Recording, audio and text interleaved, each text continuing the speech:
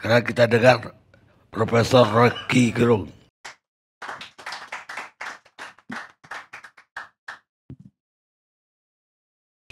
Apa pentingnya menyesali nasi yang telah jadi bubur gitu.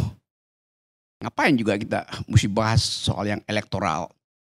Padahal kita justru harus gembira karena algoritma politik mengarahkan pada pembusukan. Kan itu dasarnya kan. Jadi decaying ini, political decaying, pembusukan politik dari awal kita tahu akan terjadi. Buat apa dicegah? Dorong aja. Itu dasarnya tuh. Gue masih anak muda, ya apa itu? Erick Thohir juga kakaknya Gibran sebetulnya. Ya iya, statusnya tuh kakaknya Gibran. Karena dia bagian dari keluarga Jokowi, Erick Thohir.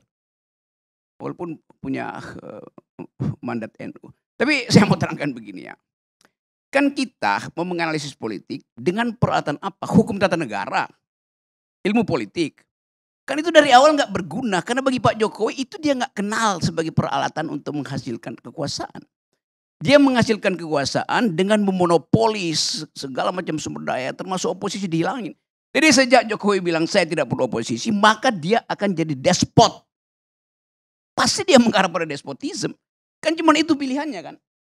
Sistem apapun kalau tidak ada oposisi maka dia akan dikembangkan, dipelihara dengan fasilitas despotisme. Jelas itu. Udah itu yang terjadi sekarang. Dan pertunjukan despotisme terbaik adalah panggung di Mahkamah Konstitusi kemarin tuh. Termasuk kekonyolan tuh. Bayangkan misalnya seorang bocah menelpon suami dari tantenya untuk meminta kakaknya jadi wakil presiden atas perintah bapaknya. Apa enggak konyol tuh? Kegilaan macam apa? Dibandingkan dengan segala macam peradaban. Mau Puyike itu enggak sampai segitu tuh. Jadi cuman di Indonesia urusan keluarga betul-betul menjadi sempurna dengan memanfaatkan jalur hukum itu dalilnya. Coba Anda bayangkan di mana keadaan itu. Yang dari awal kita tahu bahwa Jokowi memanfaatkan fasilitas hukum itu untuk membackup ambisinya. Mulai dari kita pergi pada 0% threshold diabaikan tuh. Omnibus Law diabaikan tuh. Macam-macam diabaikan. Jadi dari awal algoritmanya udah bekerja begitu. Maka mestinya kita berpikir ini akan jadi maksimal. Ngapain kita mau ingatkan lagi supaya berubah dong? Enggak. Justru kita dorong supaya betul-betul membusuk. Itu dasarnya kan. Kan cuman itu dasarnya. Jadi kalau kita periksa misalnya kelakuan Pak Jokowi, itu udah masuk pada perbuatan tercela. Yang paling tercela adalah memanfaatkan Mahkamah Konstitusi untuk kepentingan dinasti kemarin itu. Itu perbuatan yang paling tercela. Konsekuensinya apa? Ya di-impeach. Kan ada fasilitasnya tuh.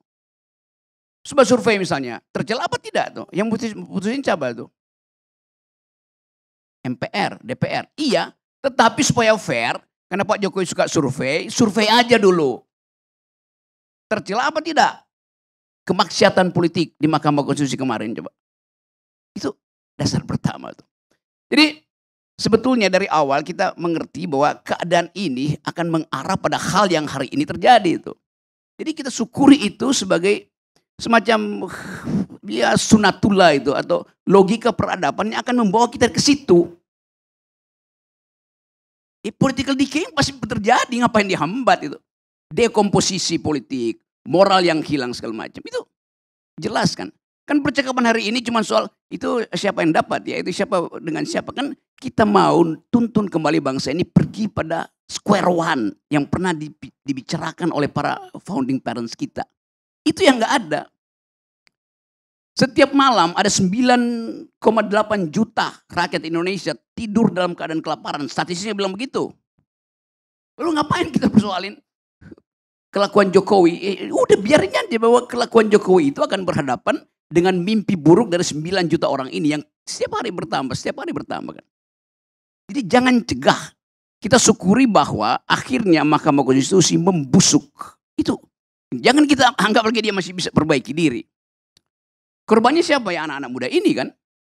Termasuk Andre itu korbannya tuh. Karena nggak bisa berpikir jernih lagi dia kan. Memang.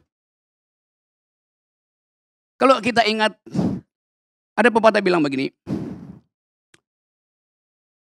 Older men declare war. But it is the youth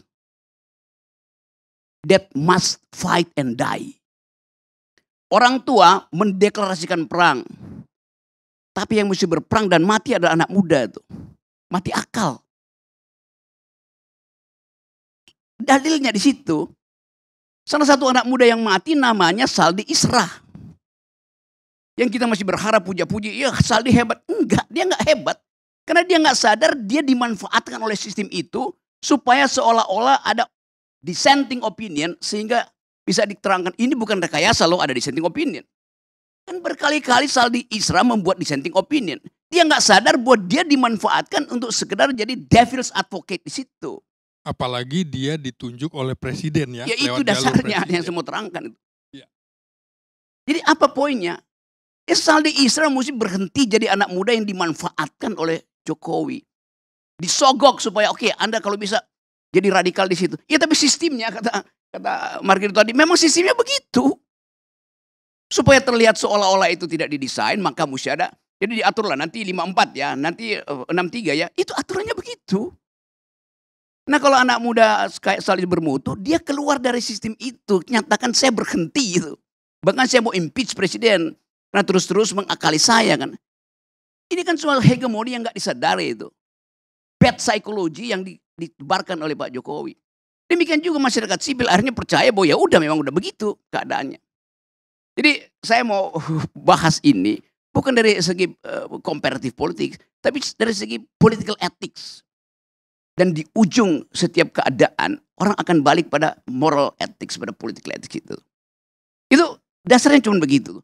Kalau kita bertanya masih, ya kenapa Pak Prabowo yang dari awal udah bersiap-siap ternyata nggak bisa mendaftar lebih dulu? Ya ada alasan teknisnya sini belum pulang. Iya, tetapi publik menganggap bahwa pasti ada dissenting opinion juga di dalam koalisi Prabowo.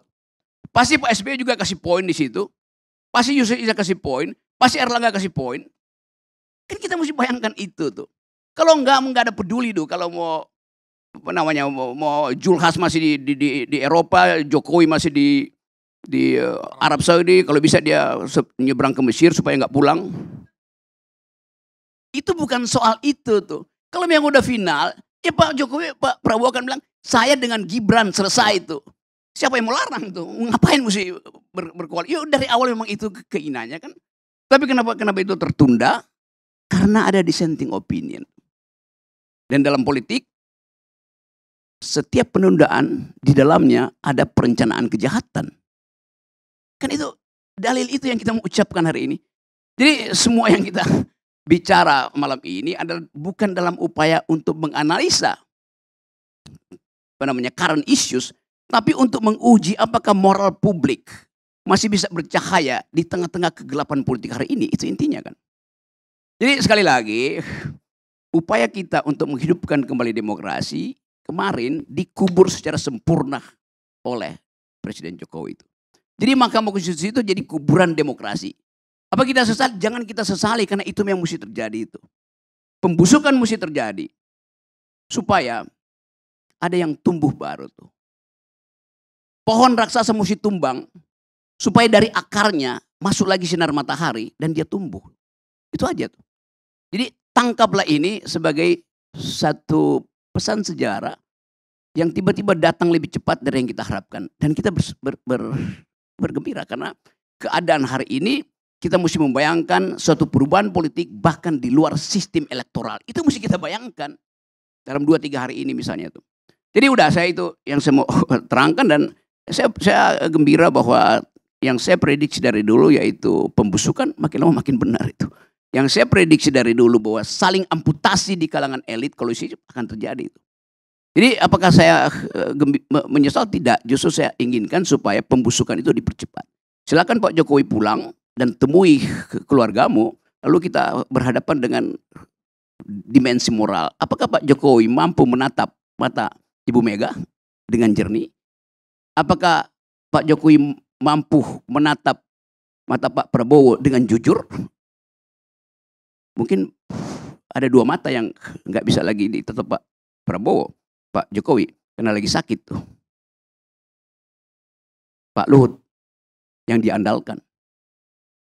Jadi sebetulnya soal-soal semacam ini mestinya kita hidupkan harapan bahwa hanya dengan evaluasi moral kita bisa kembalikan bangsa ini pada peradaban. Makasih.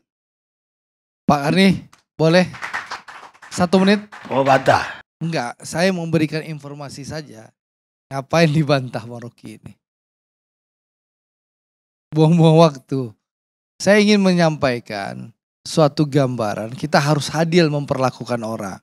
Tadi saya lihat banyak sekali menyatakan Mas Gibran anak kecil, seakan-akan tidak punya prestasi. Saya ingin sampaikan, Solo itu kota kecil, ya, yang hidup hanya dari pariwisata, retribusi dan pajak. Solo tidak punya tambang, tidak punya perikanan, tidak punya pertanian. Tapi faktanya, Gibran Rakabuming Raka dilantik menjadi wali kota Solo, pertumbuhan ekonominya minus 1,74%. Sekarang 6,25%. Jauh di atas ekonomi nasional yang 5,3%. Mungkin dia anak kecil, tapi faktanya Solo bukan ibu kota Jawa Tengah, tapi dia jauh lebih hebat daripada yang tua-tua sebagai kepala daerah. Itu saja. Terima kasih Bang Karni. Coba saya terangkan cara membaca itu. Enggak supaya fair itu. IPM-nya berapa? Disparitasnya berapa? Stuntingnya berapa? Itu intinya tuh. Jadi jangan berbohong di situ. Sama seperti Ganjar misalnya. Ganjar itu buruk sebagai pemimpin Jawa Tengah tuh. Kan Jawa Tengah tetap provinsi termiskin di Jawa. Faktanya begitu.